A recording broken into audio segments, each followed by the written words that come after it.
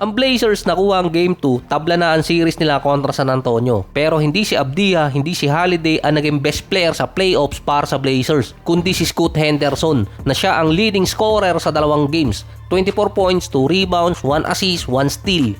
Meron pa siyang 64 and 53%. Sa Game 2, first time ulit na nakascore ni Henderson ng nasa 30 points since 2025. Nalinya na rin siya kina Brandon Roy at Damian Lillard na may pinakamataas na points sa dalawang games sa playoffs. Ang tagal din niyang nawala sa regular season at last minute din siyang nilagay sa starting unit kapalit ni Shadon Sharpe na nagkaroon ng injury. Borderline drop bust na sana si Henderson pero nakabawi sa postseason.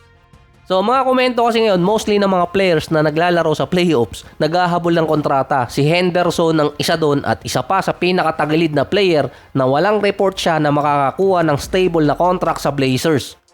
Bago pa na-trade si Damian Lillard dati, may problema pa ang Portland paano pagsasabayan si Dame at si Henderson. Tapos ngayon, merong pang Holiday sa lineup nila. Compare sa ibang player na naglalaro sa postseason, si Henderson yung nakakabawi so far. Si Victor Wembanyama naman sinabing tagilid na makapaglaro sa Game 3 dahil sa concussion protocol. Base kasi doon, hindi makakasama sa training si Wemby at hindi rin siya makakasama sa biyahe papuntang Portland hanggat hindi siya binibigyan ng clearance. Ang naalala ko lang dumaan sa concussion protocol habang nasa playoffs si Klay Thompson na mas malala ata yung inabot niya kumpara kay Wemby. Natuhod siya dati ni Ariza, nag-bleed yung tenga na may report pa dating tinahi pa. Nagsuka si Klay, nahilo, inuwi ng tatay sa bahay. After 2 days pang nalaman na meron siyang concussion, masyadong delayed. Dahil nung nangyaring natamaan ng ulo ni Klay, sa locker room, nabigyan pa siya ng clearance na maglaro nun pero hindi niya natinuloy. At after 2 days pang nalaman na meron pala siyang concussion, yun ang pinaka-late na diagnostic. Ang swerte lang ni Klay nun, papasok sila ng finals at merong isang linggong break. Nakapaglaro siya sa finals nun at walang namintis na game. Si Wembanyama naman matatapos ang protocol niya April 24, 11 AM, bukas PH time. Ang laro naman nila April 25, kaya meron pang extra 1 day. April 23 naman, 11 AM ngayong araw, pwedeng mag-request ng medical clearance si Wemby kung makakasama siya sa biyahe. Yun kasi ang iniintay so far dahil kasama yung travel sa activity na restricted pa si Wemby. Hindi porket nakaalis na sa concussion protocol si Wemby, pwede na siya maglaro dahil mag-iintay pa siya ng clearance mula sa NBA. Based sa record, ang average recovery time ng isang player na nasa concussion protocol, 7 to 10 days, katulad ng kay Klay dati. Pero mas grabe yung inabot kasi ni Klay dahil merong pang internal bleeding at swerte lang nun na may ample time siya. Si Wemby pinauwi na agad at hindi rin dinaan sa ospital para i-check sa additional injury.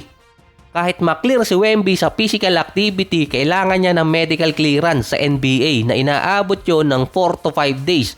Kahit makapagbiyahe siya papuntang Portland, kailangan muna siyang i-clear. Si Joel Embiid naman nagre-ready na makabalik after ng kanyang surgery para sa series naman ng Celtics at Philadelphia. Pero based sa ibang mga analyst, commentator at podcaster, mas okay hindi na palaruin si Joel Embiid. Sila ang may sabi nun. Dahil mas better ang backcourt duo ni Edgecombe at ni Tyrese Maxey. Dahil kapag bumalik si Embiid, makukuha niya yung mga touches at possession na dapat di umano na kay Edgecombe. Nag-a-average ngayong playoff si Edgecombe ng 21.6 rebounds, 2 assists at 2 steals. Meron pa siyang 50 and 40 sa field. Si Paul George naman parang nagbagong buhay na. 18 points per game na meron siyang highest field goal percentage na 52 and 43. Hindi na siya pandemic P. Ang Game 3, April 25, mahabang oras pa para magkaroon ng update kay Embiid kung maglalaro or hindi. Si Kevin Durant naman after ng Game 2, aminadong nahirapan ngayon sa series dahil hindi siya makalusot sa double team ng Lakers. Parang yung may idol sa kanya si Anthony Edwards, yun din kasi ang weakness. Nahihirapan sa double team. Base pa kay KD, siya yung gumagawa ng play sa Rockets at naghahanap ng best option sa mga teammate niya. Nasa kanya rin yung scoring ng team. Based sa mga former player, sa karir ni KD, lagi siyang may kasamang point guard. Si Westbrook, Steph, Kyrie, sa Suns si Chris Paul, tapos naging Devin Booker.